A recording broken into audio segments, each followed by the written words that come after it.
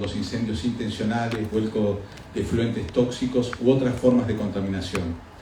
Frente a los daños provocados por estos sucesos y el arduo trabajo que demandan su control o extinción, surge una pregunta común entre la sociedad. ¿Qué reproche penal cabe al responsable de estos hechos? ¿Corresponden penas de prisión para quienes dañen el ambiente de esta manera? Sin embargo, la respuesta a estos interrogantes a menudo es objeto de repudios generalizados. Las herramientas brindadas por la legislación penal vigente se han mostrado impotentes para dar una respuesta satisfactoria a las demandas sociales, y ello derivó en la proyección de una nueva política criminal que tienda hacia la disuasión y la sanción de aquellos que ejecutan actos con graves consecuencias sobre el medio ambiente.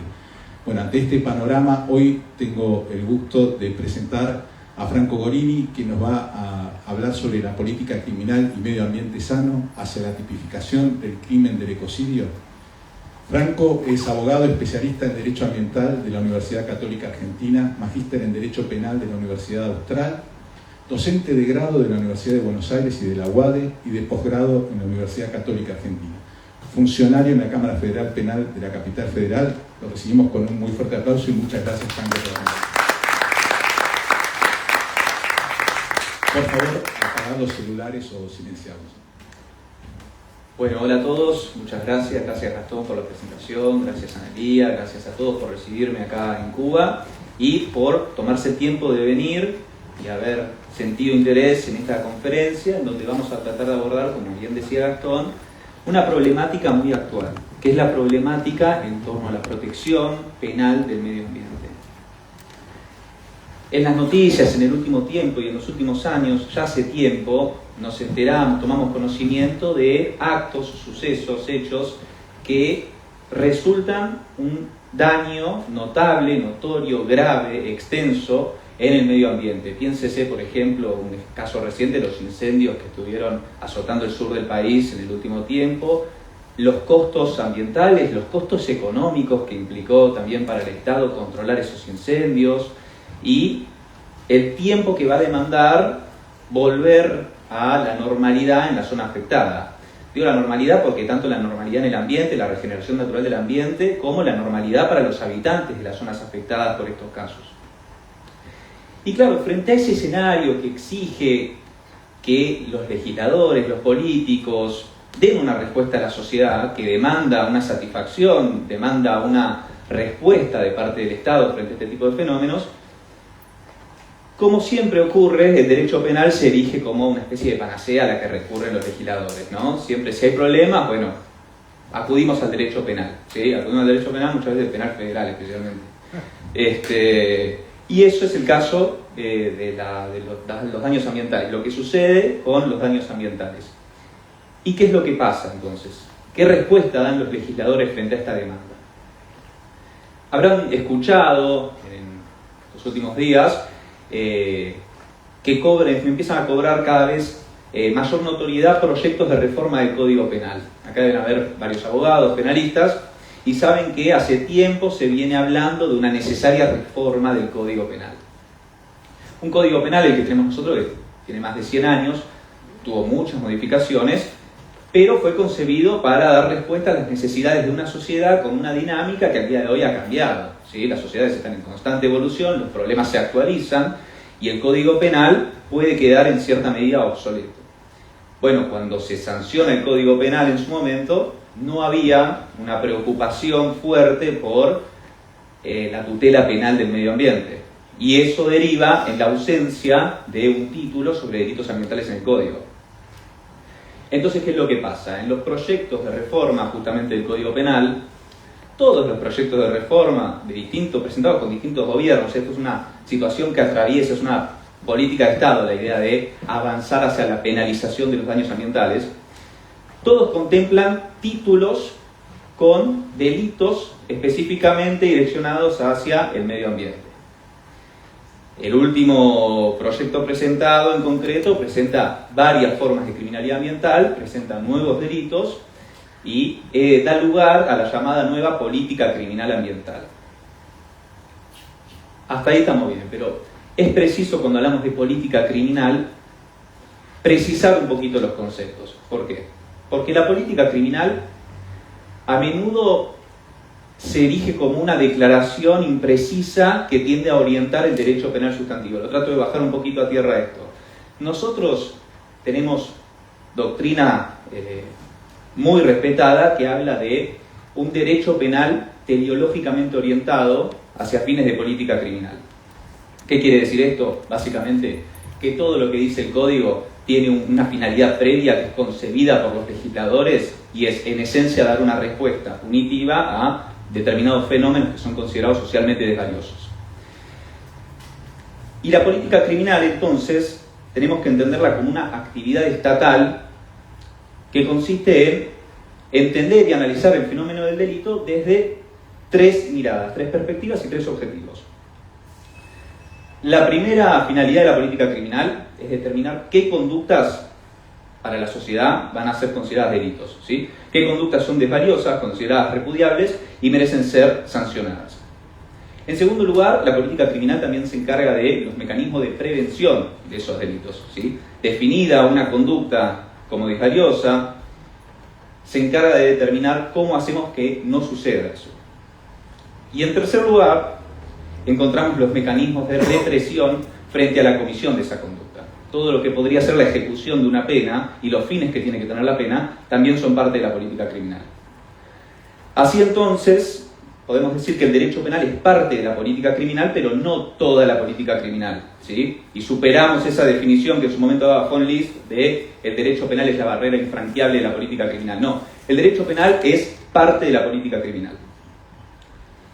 Así que esa precisión la quería hacer porque cuando hablamos de política criminal ambiental no nos tenemos que quedar solamente con la necesidad de establecer delitos, sino de buscar formas de prevenir daños ambientales. Eso también es política criminal.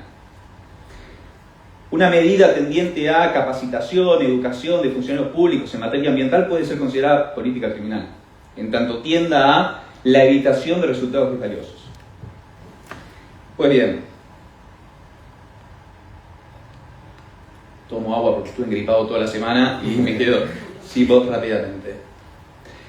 La política criminal, entonces, ¿cómo surge? No surge caprichosamente de las decisiones de los legisladores de turno que dan una respuesta irracional a las demandas sociales, sino que la tenemos que encontrar, la política criminal, en base a ciertos principios que surgen de un libro fantástico que tenemos acá en nuestro país, que se llama Constitución Nacional. La Constitución Nacional establece los principios y las pautas que van a direccionar la política criminal, ¿sí? Así entonces, por ejemplo, el principio de legalidad, de culpabilidad, de dignidad humana, todos son principios de política criminal que surgen de la Constitución, ¿sí? Y si sabemos que la política criminal surge de los principios de la Constitución, tenemos que ver qué dice la Constitución Nacional respecto al medio ambiente sano. Porque el medio ambiente sano no es un derecho que surge ahora a partir de ciertas posturas fanáticas, modernas, sino que es algo que está previsto en la Constitución Nacional en el artículo 41, que habla justamente de que se debe garantizar a los habitantes de la nación el derecho a un medio ambiente sano, equilibrado y apto para el desarrollo humano y para que las actividades tiendan a satisfacer las necesidades de las generaciones actuales y sin comprometer a las generaciones venideras. También establece como prioritario el deber de recomposición frente a los daños ambientales. Y justamente este artículo surge de la Reforma Constitucional del 94, que encuentra como antecedente una declaración internacional, la Declaración de Río de 1992 sobre medio ambiente sano, que precisamente delinea todos estos principios que deben regir la actividad estatal tendiente a garantizar el derecho humano a un medio ambiente sano, apto y equilibrado. Y digo derecho humano porque la propia Organización de las Naciones Unidas reconoció a este derecho como un derecho humano fundamental que es necesario, es una premisa básica para disfrutar todos los restantes derechos humanos, ¿sí? El derecho a la salud no puede gozarse, no puede disfrutarse sin un entorno, un medio ambiente que permita garantizar y satisfacer ese derecho. Por eso es tan importante tutelar legalmente el medio ambiente sano. Y algo que surge también del texto del artículo 41 de la Constitución Nacional es la filosofía, la doctrina que tiene que dirigir toda política ambiental, la criminal ambiental entre ellas, que es la doctrina antropocéntrica. ¿Qué significa esto?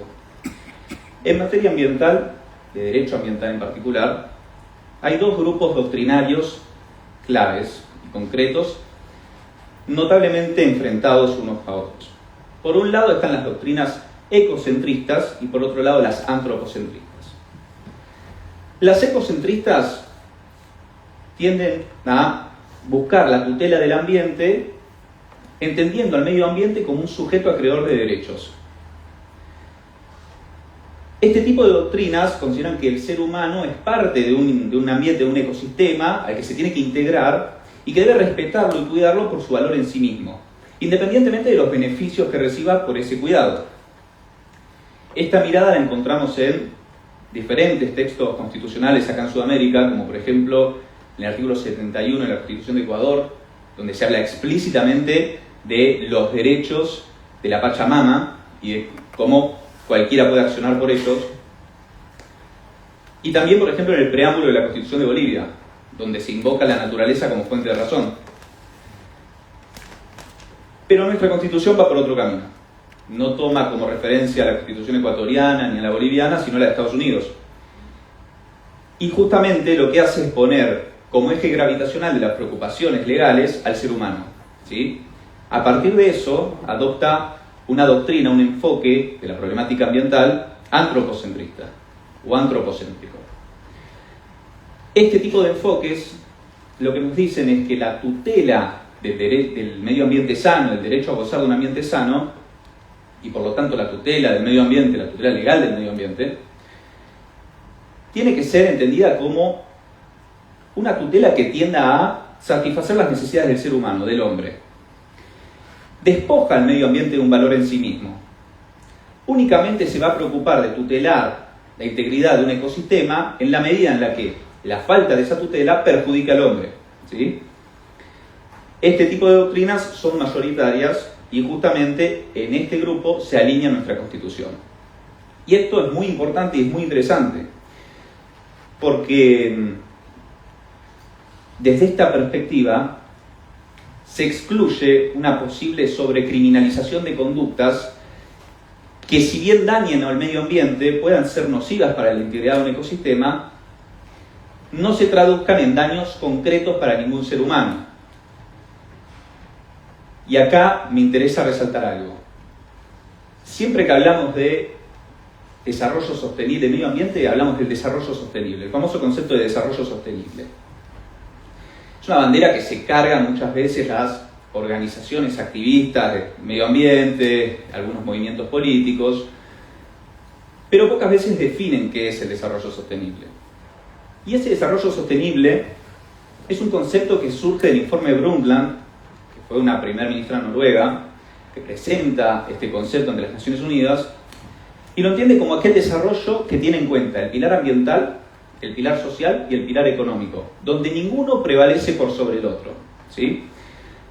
Entonces, el concepto de desarrollo sostenible no excluye una afectación al medio ambiente, no hace que cualquier afectación al medio ambiente implique paralizar una actividad, por ejemplo, sino que en la medida en la que esa actividad genere un daño al ambiente, pero pueda llegar a producir beneficios económicos o sociales que compensen ese daño, una actividad puede estar permitida, no obstante los daños ambientales que genere. Y esto es importante porque de lo contrario se cae en una expansión del derecho penal en donde todos van a tener miedo de fabricar un tornillo por la contaminación que pueda provocar y puede llegar a paralizar la industria y conducir a fines indeseables. La mera existencia del ser humano contamina, genera impactos ambientales negativos. Pero no vamos a prohibir la existencia del ser humano. Bueno, justamente por eso los enfoques antropocéntricos tratan de priorizar a la hora de dar una respuesta penal a los daños ambientales el análisis sobre cómo impacta en el ser humano la conducta que se busca erradicar.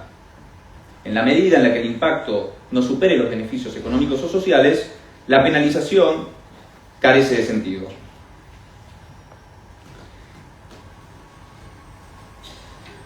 Y este enfoque, que es el que adopta justamente nuestra Constitución, fue recetado históricamente por los legisladores al momento de sancionar y tipificar delitos. Es por eso quizás que advertimos que en el Código Penal actual no hay un título de delitos contra el ambiente. ¿Y cuál es el tratamiento que se le da actualmente a la tutela penal del ambiente entonces? Bueno, hoy en Argentina es una tutela escasa, digamos. Como les decía, si bien en el Código no hay ningún título de delitos ambientales, sí existen los delitos ambientales en el país, pero los encontramos en leyes especiales, diseminados por distintas leyes especiales. Por ejemplo, hay delitos por el tráfico de flora y fauna, delitos que se refieren a el maltrato animal, pero quizás el más alto grado de desarrollo en estas leyes especiales lo encontramos en la Ley de Residuos Peligrosos, que establece artículos netamente penales del 55 al 58. La Ley de Residuos Peligrosos, en el artículo 55, castiga con las penas del artículo 100 del Código Penal, es decir, de 3 a 10 años, a aquellos que provoquen, por medio de envenenamiento o contaminación, algún daño sobre la integridad del medio ambiente que sea peligroso para la salud. Y hago énfasis en esto, que sea peligroso para la salud. ¿Por qué hago énfasis en esto? Porque es la pauta y la clave para entender cómo se trata a la tutela penal ambiental actualmente en nuestro ordenamiento. Nos va a interesar castigar los actos de contaminación en la medida en la que provoquen un daño a la salud humana, aclaro. Y esto fue la interpretación que dio en su momento la Cámara de Casación Penal Federal. La Cámara de Casación Penal Federal lo que trató de hacer es un análisis en un fallo reciente de Mocarbel sobre cuál es el bien jurídico protegido por esta norma.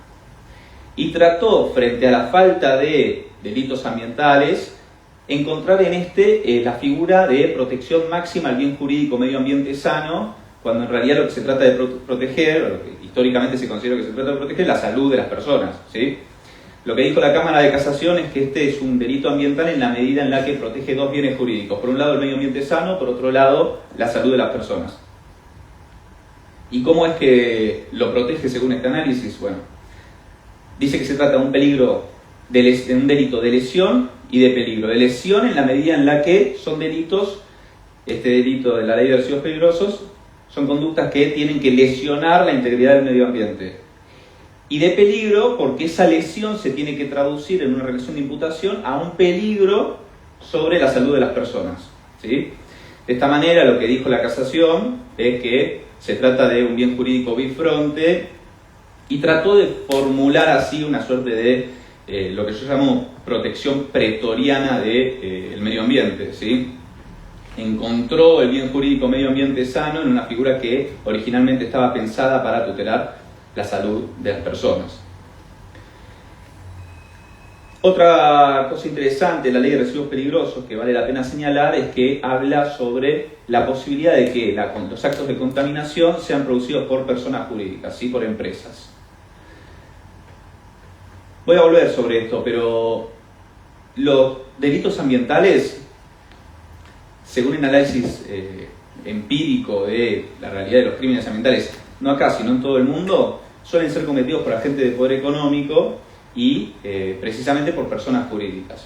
Por eso se habla mucho de la necesidad de responsabilidad penal empresaria frente a los delitos ambientales. La Ley de Residuos Peligrosos prevé que cuando los actos de contaminación sean cometidos por personas jurídicas, los que responden penalmente son los directores, los representantes, los gerentes, sin perjuicio de las demás responsabilidades penales que pudiera haber.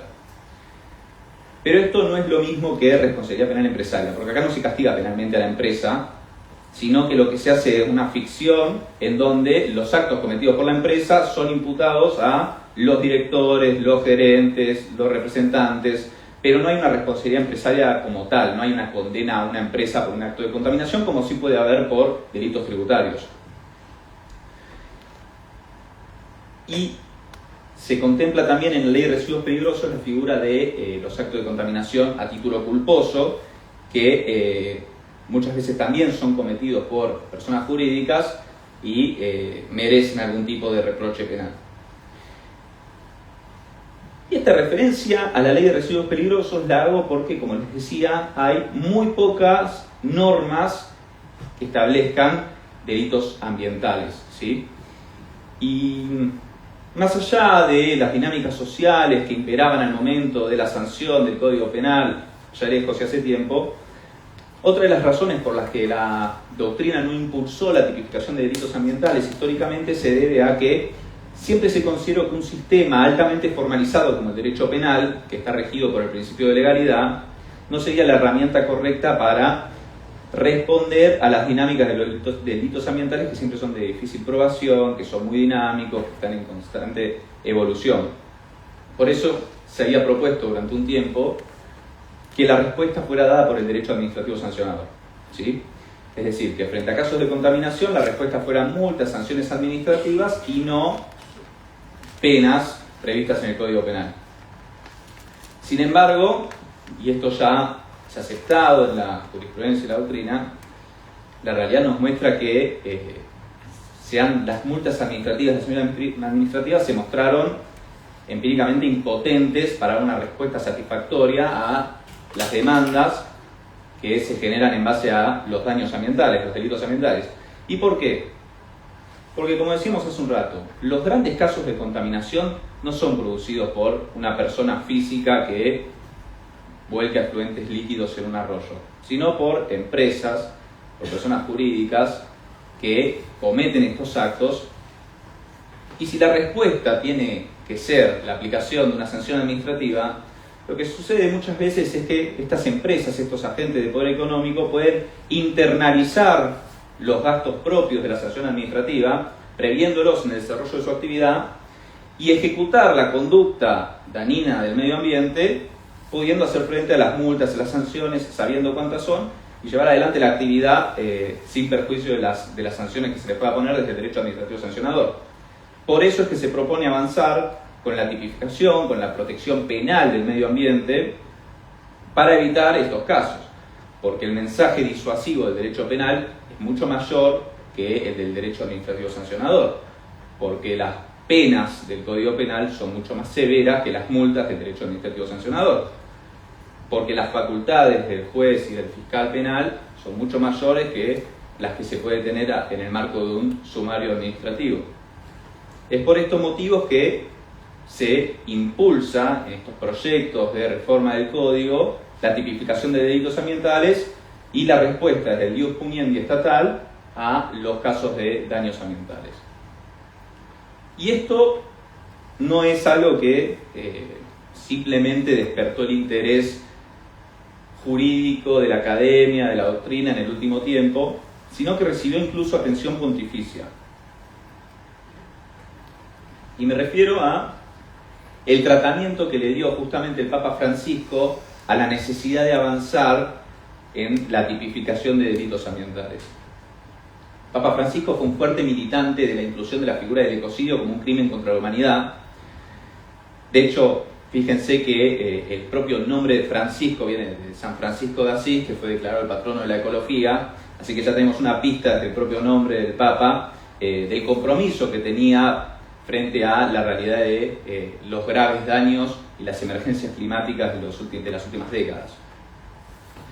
Y en su encíclica Laudato Si, la dedica exclusivamente justamente a este tema, a la necesidad de proteger el medio ambiente sano, proteger las formas de vida que habitan la Tierra y garantizar así el pleno disfrute de los derechos inherentes al ser humano. Y en materia penal, como les decía, Francisco proponía la tipificación del ecocidio como un crimen contra la paz. En un congreso de Derecho Penal en el año 2019 hablaba de que en la medida de sus posibilidades él tenía intención de incorporar al ecocidio o al pecado ecológico el catecismo de la Iglesia Católica. Y pedía, llamaba a las autoridades de los diferentes estados a que hagan lo propio y tipifiquen al ecocidio como un delito dentro de sus ordenamientos jurídicos internos. El Papa Francisco daba una definición de ecocidio y lo entendía como cualquier desastre que pudiera ocasionar la destrucción total de algún ecosistema, y justamente hacía énfasis en que este tipo de delitos eran a menudo, por no decir siempre, ocasionados por personas jurídicas, por empresas. y que la necesidad de dar una respuesta desde el derecho penal a esa realidad surgía del más elemental sentido de justicia, según sus palabras. En una carta también a una asociación argentina de profesores de derecho penal, llamaba a tipificar en nuestro país el crimen de ecocidio con todas estas connotaciones que les estoy mencionando. Pero, ¿qué es el ecocidio? Más allá de las definiciones dadas por Francisco, que bien pueden integrar la doctrina social de la Iglesia, el ecocidio es un término que surge en el año 70 a través de un biólogo norteamericano que se refería a las circunstancias que se atravesaban luego de conflictos bélicos armados en los campos que quedaban totalmente yermos a raíz de los conflictos bélicos de los distintos estados. Y después fue retomado el concepto 2 años más tarde, en 1972, por el primer ministro sueco, en el marco de la Declaración de Estocolmo del Medio Ambiente Sano, el primer granito de derecho ambiental internacional, en donde se decía que el ecocidio era justamente el resultado de los desastres ocasionados en la guerra de Vietnam a través del uso de un pesticida, el agente naranja, que dejaba justamente destrozados los campos en donde se vertía. Este concepto de ecocidio, siempre que lo menciono y lo traigo a colación, me gusta aclarar que es necesario remitirnos a la etimología de la palabra para entenderlo un poquito mejor. Y ahí surge que nos encontramos que deriva del griego oikos, que significa casa, hábitat, casa común, y el sufijo en latín sidio, que viene a significar matar, asesinar. Entonces el ecocidio sería el asesinato de la casa común, ¿sí? El asesinato del medio ambiente en el que todos nosotros desarrollamos nuestra existencia. Y esta definición de ecocidio evidencia la relación que guarda con otro crimen muy conocido, el de genocidio, que seguramente escucharon todos hablar más de una vez. La figura del genocidio es un delito, un crimen ya incluido en el Estatuto de Roma, que es el que rige a la Corte Penal Internacional, el más alto tribunal penal internacional. La figura de ecocidio lo que busca es emular la gravedad de ese delito en su nombre y incorporar a los daños al medio ambiente, los delitos ambientales, a ese mismo estatuto de la Corte Penal Internacional, junto con, como les decía, el crimen de ecocidio, el de lesa humanidad, el de guerra y el de agresión. La idea sería sumar allí a la figura del ecocidio. ¿Y por qué se propone esto? Bueno, porque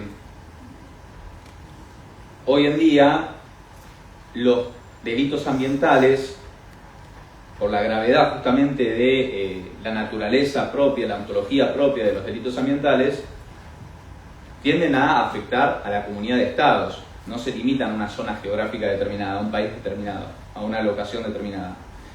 Entonces surge la necesidad de tipificar el delito no solo en un estado determinado, sino a nivel internacional, darle una respuesta internacional a un problema que es de la tierra, ¿no? De la casa común, justamente. Y así es como se propone incluirlo en el Estatuto de la Corte Penal Internacional para juzgar a aquellos estados, aquellas personas que cometan estos delitos, independientemente del estado en donde lo hagan, ¿sí? Porque las afectaciones al medio ambiente que se produzcan por un hecho cometido en un país determinado pueden afectar no solo a ese estado, a ese país, sino a muchos otros más. Las consecuencias pueden llevar mucho tiempo para lograr una regeneración natural en caso de ser posible. ¿Y cómo se define al ecocidio en la propuesta de la Corte Penal Internacional? Bueno, se lo define de una forma diferente a la que lo hacía Francisco. Se lo define como cualquier acto ilícito o arbitrario perpetrado a sabiendas de que existe una probabilidad sustancial de que cause daños graves que sean extensos o duraderos sobre el medio ambiente. Una definición muy larga, pero no por eso precisa. El concepto de arbitrariedad, daño ilícito, ya sabemos lo que sería el concepto de ilicitud. El concepto de arbitrario presenta matices que merecen una aclaración. La arbitrariedad, en el proyecto que se está debatiendo para incluir al ecocidio en la Corte Penal Internacional, alude a aquellos daños ambientales que manifiesten una desproporción cualitativa en la comparación entre el daño ambiental que se produce y los beneficios económicos o sociales que se obtienen. Es decir, va totalmente en contra del concepto de desarrollo sostenible, ¿sí? La gravedad del daño se refiere a aquellos daños que no permitan una regeneración natural del ambiente en un plazo razonable.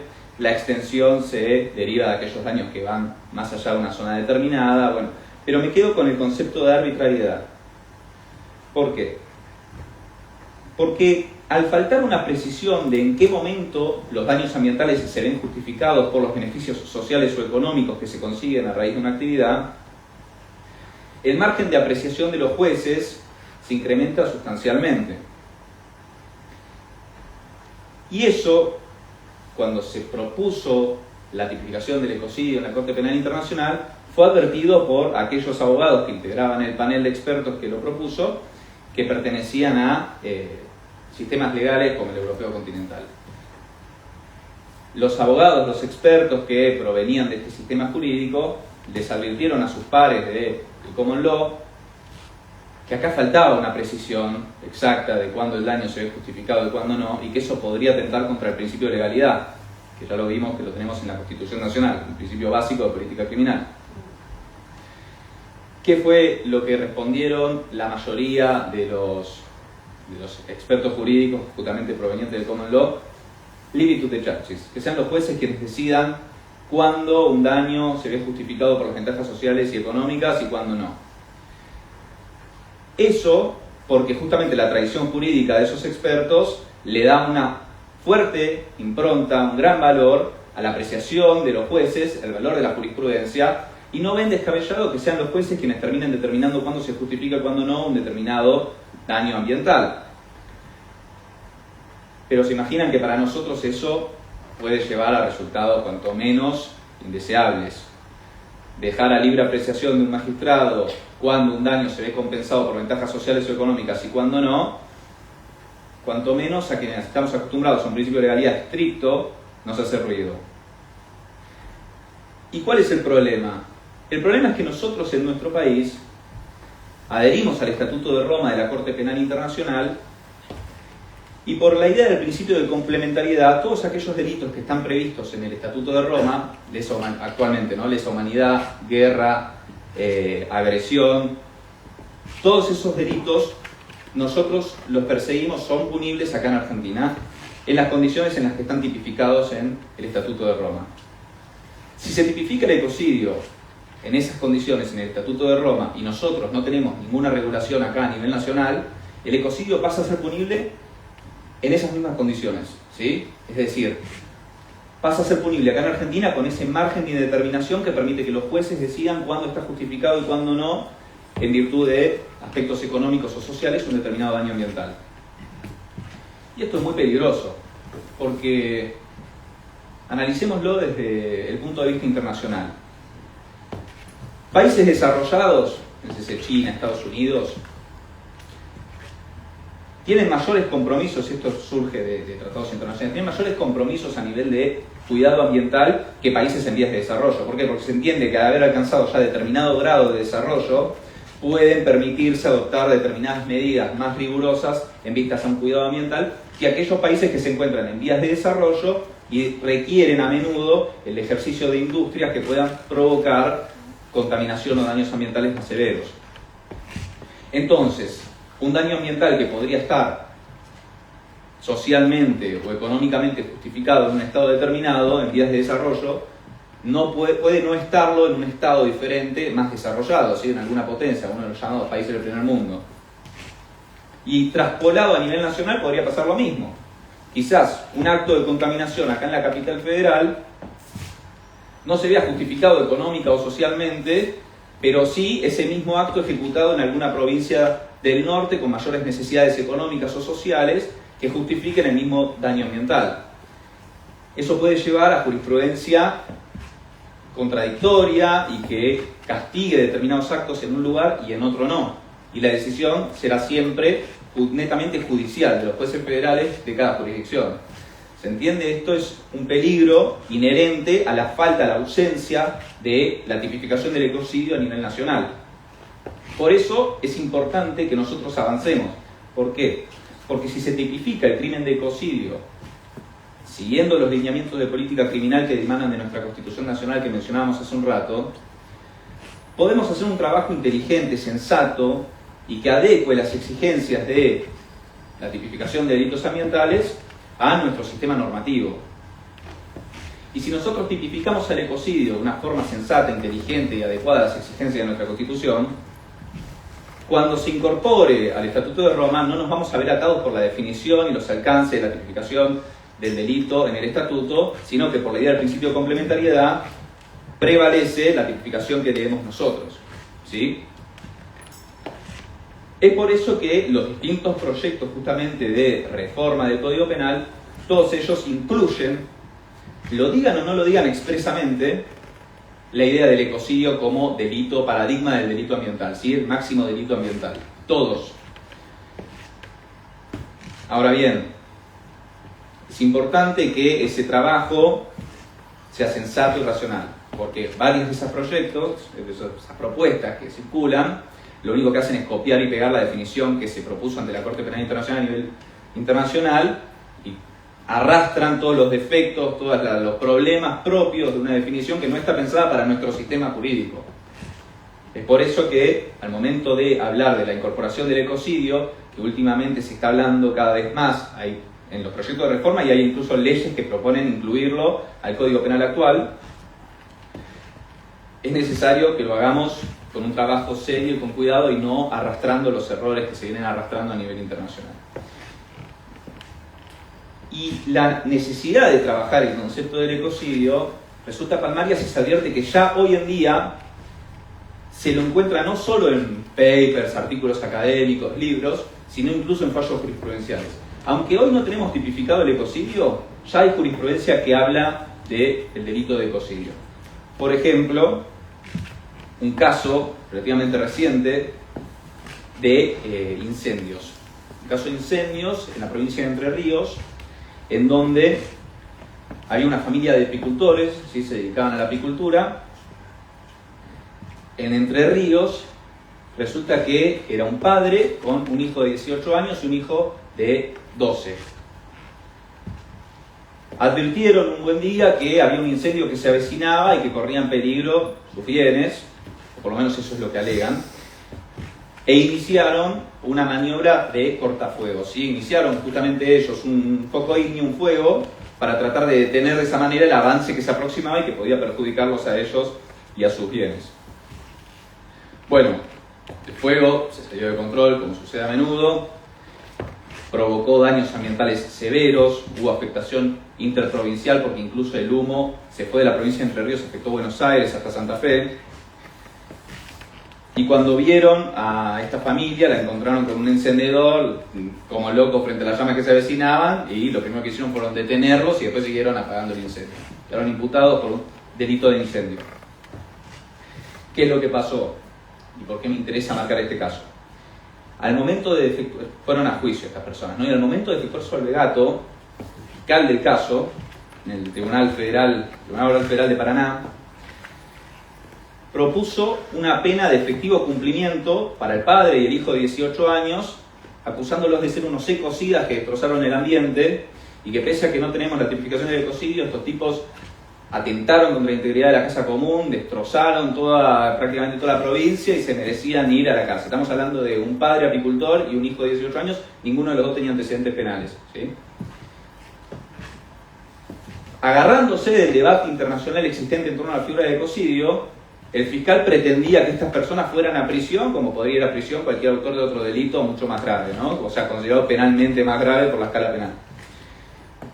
Triunfó la razón en el caso, el tribunal no hizo lugar a esa pretensión y aplicó una pena de prisión en suspenso, porque eran personas sin antecedentes, y cumplió con las exigencias de la Constitución, ordenando que, juntamente con la pena en suspenso, estas personas realizaran acciones comunitarias para tratar de recomponer el ambiente y el ecosistema que habían afectado con el incendio. Recuerden que el artículo 41 decía eso, que el daño ambiental genera prioritariamente el deber de recomposición. ¿Pero por qué me interesaba marcar este caso? Justamente por eso, porque la falta de tipificación del ecocidio puede llevar a que los intervinientes del sistema judicial, los operadores judiciales, se agarren de definiciones abstractas y traten de bajarlo a tierra en casos que no están pensados, o sea, no son el objetivo de tutela por las propuestas que hay incluso a nivel internacional. Eso nos puede llevar a pretensiones de extralimitar los límites y los alcances de un sistema penal eficiente y sobrecriminalizar conductas cuando no son acreedoras de justamente una sanción tan grave. Y después otro caso que se me viene a la cabeza en donde también se habló de la figura de ecocidio, lo deben haber escuchado porque salió en muchas noticias, la matanza de los pingüinos de Punta Tombo en Chubut. En ese caso, lo resumo mucho, se trataba de una persona que tenía un terreno lindante a un área, una reserva natural protegida, quería venderlo, pero se encontraba con un problema que era que tenía una invasión de pingüinos, pingüino de Magallanes, que es una especie protegida, ¿sí? El tipo un buen día agarró una retroexcavadora, pasó por arriba, se llevó puesto a todos los pingüinos y provocó un desastre para el ecosistema. Quedó imputado. La imputación, motivo de otra charla otro día, pues, terminó siendo por imputación por daño agravado, por haber sido cometido contra bienes de uso público. Pero, ¿qué es lo que se hizo en la audiencia de cesura? Al momento de alegar la querella y la fiscalía, lo que hicieron fue decir: señores jueces, el tipo está acusado por daño, no por ecocidio, nosotros no lo tenemos, pero si el ecocidio nosotros lo tuviéramos en nuestro sistema, es esto. Es una matanza indiscriminada de pingüinos y la destrucción de un ecosistema. Siendo así, está bien que se le impute el delito de daño, pero, señores jueces, apliquen la pena más grave del delito de daño, pongan el máximo penal, la máxima pretensión punitiva. ¿Por qué? Porque, como digo, si el ecocidio estuviera, sería esto. Se terminó haciendo lugar a ese pedido, después el fallo terminó confirmado, pero lo interesante de esto es mostrar cómo, ante la ausencia de una definición concreta a nivel nacional, se termina aplicando la figura en casos que no tienen mucho que ver uno con otro, ¿no? El incendio de los apicultores que trataban de proteger sus tierras y sus casas, la matanza de los pingüinos, nadie sabe muy bien qué es el ecocidio, todos lo quieren aplicar y termina derivando en este tipo de situaciones.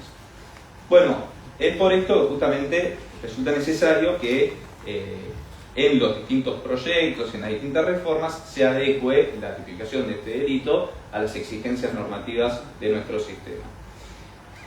Sin mucho más para decir, mi intención era tratar de bajar un poquito estos conceptos y que sé que todos acá son profesionales y han destinado tiempo de su lunes a escuchar sobre este tema, así que me encantaría abrir el espacio a preguntas, dudas, inquietudes y que podamos debatir entre todos, y les agradezco por la paciencia de haber escuchado. Muchas gracias. Muchas gracias, Franco. Bueno, está abierto el debate. Yo que voy a empezar yo porque corresponde. Cuando vos hablabas recién, se me van apareciendo un montón de imágenes. Se me aparecía por un lado, no sé, unos tipos que están en un camping en el sur y encienden una fogata, y también se aparecen las empresas que tiran residuos tóxicos en el riachuelo, o incluso transnacionales, ¿viste? Que no sé si esto que digo es real, pero me suena haber leído en algún momento que pagaban en algunos países para traer o enterrar los containers con residuos X. Y vos hablaste de lo que yo quería saber es cómo jugaría esto en la intervención de otros países o de ciudadanos de otros países en nuestro país. Es decir, o viceversa. Es decir, cómo si pienso en IPF, por ejemplo, pienso en ese tipo de juicios donde intervienen distintas naciones o ciudadanos, porque son intereses, como decís vos, comunes. O sea, ¿cómo lo ves vos eso y cuál es tu opinión? Sí, perfecto. Bueno, Perdón, si alguien quiere preguntar, le piden a alguien. Primero habría que analizar cada caso en concreto según nuestro Código Penal. Si el resultado del delito se materializa acá, podría ser en jurisdicción nacional, pero como decís vos, al ser delitos que se presentan como formas de criminalidad transnacionales, surgió la necesidad de dar una respuesta internacional al fenómeno. Por eso está la idea de la tipificación de la figura a nivel internacional en la Corte Penal Internacional, que en esos casos sería el tribunal predilecto para el juzgamiento del delito. Hoy, ante la ausencia, nosotros nos encontramos con la ausencia de la tipificación a nivel internacional, no hay ningún tribunal internacional que sea competente para juzgar daños y delitos ambientales. La única excepción que prevé la Corte Penal Internacional son los daños ambientales transnacionales en caso de conflictos armados, ¿sí? Si ahora en caso de las guerras, por ejemplo, ruso-ucraniana o en el conflicto en Medio Oriente se producen daños ambientales, podría intervenir la Corte Penal Internacional para juzgar en esos casos a las personas responsables, pero actualmente, en tiempos de paz, no se prevé eso. Entonces, en caso de contaminación por empresas, no hay ningún tribunal internacional competente. Tendríamos que analizar si el resultado del delito se produce acá o si se ejecuta acá la correspondiente jurisdicción argentina. Algo que me viene bien para precisar es que la Corte Penal Internacional, otro de los problemas que tiene, si nos quedamos simplemente con la definición del ecocidio y la tipificación en el Estatuto de Roma, es que la Corte Penal Internacional no juzga personas jurídicas, no juzga países, no juzga empresas, solo personas físicas. Y como decíamos, estos delitos suelen ser cometidos por personas jurídicas, nombraste IPF como nombrar cualquier otra empresa, ¿no? En esos casos no existe la posibilidad de juzgarlo a la empresa en la Corte Penal Internacional. Habría que analizar las responsabilidades individuales que pudiera tener una persona física. Y otra cosa que tampoco juzga la Corte Penal Internacional son los tipos culposos, ¿sí? Si en el desarrollo de una industria, por una negligencia, alguien comete un serio daño al ambiente, no es pasible de ser juzgado por la CPI. Sí podría hacerlo en nuestro país si se avanza con una tipificación que prevea el tipo culposo. Hola, buenas tardes. ¿Cómo estás, Franco? Buenas. Tan joven y tan talentoso. Excelente tu exposición. Muchas gracias. A propósito del caso que trajiste a colación sobre Punta Combo y los pingüinos, yo no hace mucho tiempo tuve la oportunidad de estar con la fiscal del caso. Nos contó toda la situación, muy comprometida ella con sí, el caso, es así. Y contó, bueno, el propietario no solo arrasó mandó a arrasar con los pingüinos magallanes que se encontraban ahí en la costa, sino también, bueno, había nidos, huevos, o sea, de ahí la magnitud del daño ambiental, si se quiere. Entonces, aprovechando tu leal saber y entender y tu experiencia en el tema y tu expertise, en relación a lo que vos contás y lo que expusiste, sería un ecocidio, no me quedó demasiado claro, o sea, en relación a nosotros sí me quedó claro que no lo he explicado obviamente, pero bueno, en otras latitudes quizás sí, ¿no? En virtud de envergadura del daño ambiental que en este caso en particular se vio afectada, bueno, toda esta especie. Perfecto. Sí, yo justamente sí, el caso lo conozco bastante porque quien querellaba ahí era la Fiscalía de Estado de Chubut y gente que conozco que trabaja ahí muy bien, muy comprometida también con el caso, me preguntaba, che, ¿qué podemos hacer? La posibilidad de ecocidio acá. Y yo les planteé esa posibilidad de utilizar la figura del ecocidio al momento de la audiencia de cesura. Y lo que hay que analizar ahí, y que yo considero que sí podemos hablar de un ecocidio, es en realidad más allá de la crueldad que podemos ver en la matanza de un animal, varios animales, es la afectación del ecosistema. Si esa matanza de pingüinos provoca que efectivamente peligre el ecosistema en donde se desarrollaba en el área protegida tal y como estaba, por la falta de la especie o por lo que suceda, sí podemos hablar de un ecocidio. No tenemos que quedarnos simplemente con lo chocante que pueda ser la matanza de pingüinos si, por más numerosos que sean, no hay una afectación real a la integridad del ecosistema en su conjunto, ¿sí? En la medida en la que sí haya una afectación a ese ecosistema que dificulte volver al estado natural, ahí sí podemos hablar de ecocidio. Así que en este caso en concreto, yendo directamente al caso de la matanza de los pingüinos de Punta Tombo, sí, por la cantidad de pingüinos que se mataron, como decías vos bien, los huevos, los nidos, se dificultó totalmente. Incluso la persona esta había puesto hasta un cerco para tratar de evitar que los pingüinos se escaparan cuando pasaba con la retroexcavadora. O sea, quería limpiar, la intención era limpiarlo totalmente. En ese caso sí estamos hablando de un ecocidio. Yo lo comparaba un poco con el caso de los apicultores, que en realidad lo que habían tratado de hacer era iniciar una maniobra de cortafuego que sí provocó daños ambientales, pero no una afectación total a un ecosistema que sea de imposible regeneración ulterior, ¿sí? Así que sí, en ese caso considero que sí. Hola, buenas tardes. No soy abogado. Pregunto. Pregunto, Siempre se dado que los recursos, por ejemplo, mineros, son de las provincias, ¿podrían legislar las provincias sobre el ecocidio? Bien, no, porque si bien los recursos son propiedad de las provincias, la legislación en materia penal compete a la nación, ¿sí? Las provincias no pueden establecer delitos. Así que no podría una provincia tipificar el ecocidio y que sea punible, no sé, en Chubut justamente y no en Santa Fe. Eso es competencia nacional, por eso la fuerza en los proyectos a nivel nacional de incorporar la figura. Sí, las provincias lo que pueden hacer es establecer estándares más rigurosos de controles ambientales que los que prevé la nación. El artículo 41 de la Constitución Nacional nos habla de que es competencia de la nación establecer los presupuestos mínimos de cuidado ambiental, ¿sí? La base del cuidado del medio ambiente la fija la nación, para que lo mínimo sea en todos lados igual. Si por la coyuntura de alguna provincia, las necesidades propias de alguna provincia surge la decisión de un determinado gobierno provincial de establecer medidas de protección ambiental más rigurosas que las que fija la nación, lo puede hacer. Nunca por debajo, sí las puede superar. Ahora, establecer delitos, no. Eso sí es competencia exclusivamente de la nación. Buenas tardes.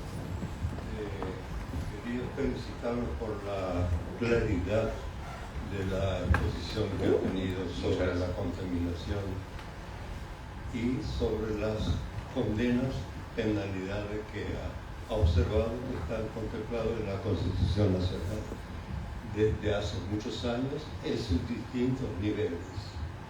Pero quería comentarle también de que para penalizar y condenar, la justicia tendría que tener una base sólida y científica para poder opinar al nivel de la condena. Entonces, quería saber si la justicia está asesorada por científicos que van dando las pautas para que ellos puedan condenar, porque hay distintas formas de contaminación que está determinada por científicos en sus niveles. Me refiero a científicos a escala mundial, ¿no? Sí. Entonces, quería preguntar si la justicia se basa también en las opiniones científicas. Simplemente eso. Sí, sí, la pregunta es muy atinada porque precisamente la dinámica de los delitos ambientales presenta entre sus desafíos las dificultades probatorias de la extensión de los alcances de los daños ambientales. ¿Cómo sabemos cuánto va a tardar el ambiente en regenerarse, si se supera el plazo de regeneración natural, si no? Por eso es tan importante que en los procesos se incorporen peritajes de especialistas que den justamente su análisis de la cuestión. Eso, en todos estos casos que nombré, hubo peritajes, hubo presencia de profesionales de distintas ciencias que daban y señalaban los resultados de las conductas que se estaban analizando. Y es tan importante la capacitación que también me sirve para decirlo, se incorporó, por ejemplo, a nivel Poder Judicial, la llamada Ley Yolanda. Es una ley para la capacitación de los operadores judiciales en la materia que trata de prepararlos para el posible trámite de este tipo de causas, y hay incluso fallos de la Corte Suprema después donde se habla de la importancia de los peritajes, de cómo se tienen que valorar los peritajes ambientales a la hora de un proceso en donde se evalúen daños ambientales. Justamente el valor que le tiene que dar el juez a los resultados, los dictámenes técnicos de los especialistas en la materia. Eso también se nota en la creación de fiscalías especializadas. ¿Sí? Hay fiscalías especializadas en distintas jurisdicciones, a nivel nacional hay, y en distintas jurisdicciones hay también fiscalías especializadas en medio ambiente que cuentan a menudo entre su equipo de trabajo con especialistas técnicos para evaluar en cada caso los alcances del daño. Gracias por favor. Una más. Hola, Franco, ¿cómo estás? Buenas. Muy buena la charla. Yo vengo más del terreno de la ingeniería, vinculado a estos temas también, y un poco, bueno, reforzando lo que preguntó el señor, que me pareció muy buena pregunta, y un poco agregándole un poco de sentido crítico. Hoy en día uno suele hablar de ambiente y lo primero que se presenta es un término como la contaminación, como si fuesen todos los desafíos ambientales que tenemos como iguales. Hoy en día la mejor ciencia disponible al momento a nivel mundial habla de 13 desafíos ambientales, y por lo menos esto es una opinión a nivel personal, la Corte Internacional no tiene reflejado nada de lo que esos desafíos ambientales representan. Por ejemplo, uno de los desafíos ambientales que recién hablamos está relacionado a la integridad de la biosfera, que es uno solo de los desafíos ambientales, pero hay 12 más, algunos asociados a plásticos, otros a acidificación de océanos. Pero bueno, eso como que por un lado consultártelo desde el sentido como más crítico, y después por otro lado entiendo que los organismos como internacionales hoy en día cuentan con apoyo de países quizás insulares, Vanuatu, Maldivas por un lado, quizás de los que más conocemos, Francia, Bélgica, pero entiendo que para que todo eso prospere necesita alrededor de 2/3 de la aprobación, y ahí es la preocupación, ¿no? Desde un punto de que también quiero que avance.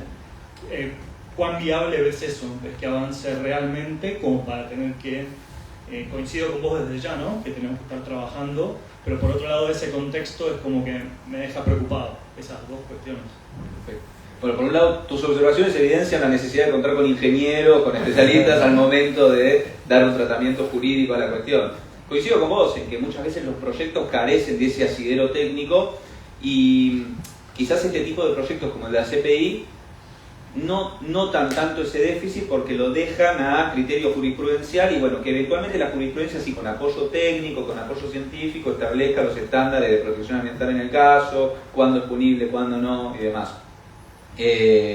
Pero respondiendo a lo que decís vos de la viabilidad de la tipificación de la figura, mira, a nivel internacional yo creo que este tema hoy en día, si bien se debate, las urgencias son otras. En el mundo hay muchos conflictos que demandan una atención más urgente, no porque la tutela ambiental haya perdido actualidad o necesidad de cuidado, sino porque cuando estamos hablando de si viene o no una tercera guerra mundial, nadie está muy preocupado por sentarse a debatir la tipificación de crímenes ambientales. Entonces, hoy en día a nivel internacional lo veo un poco más lejano. La dinámica social hace que quizás nos volvemos a juntar en 2 años, 3 y haya cambiado totalmente el panorama. Pero hoy a nivel internacional parece un poquito haberse ralentizado. Algo que empezó con mucho ímpetu se está bajando un poquito. Sí, a nivel nacional lo veo posible y lo veo próximo, pero no sé si soy del todo optimista en cuanto a la forma en la que se haga, ¿sí? Porque como sucede muchas veces, a veces el derecho penal se utiliza como un comodín para dar una respuesta a las exigencias de la sociedad y frente a incendios en el sur y salen las noticias y que los políticos quieren que se sepa que se está trabajando en el asunto y sale un proyecto y quizás se tipifica la conducta de una forma deficiente que tenga que ser modificada luego. Por eso este tipo de encuentros, estas charlas son tan importantes porque permiten que como sociedad estemos un poquito más interiorizados sobre los alcances de la tipificación. No por incluir al ecocidio en el Código Penal estamos dando una respuesta real y eficiente al problema. Hay que hacerlo de modo sensato, coherente y respetando siempre la Constitución Nacional. Muchísimas gracias, Franco. Muchísimas gracias a todos. Siempre bienvenido a la Casa de Cuba. Muchas gracias.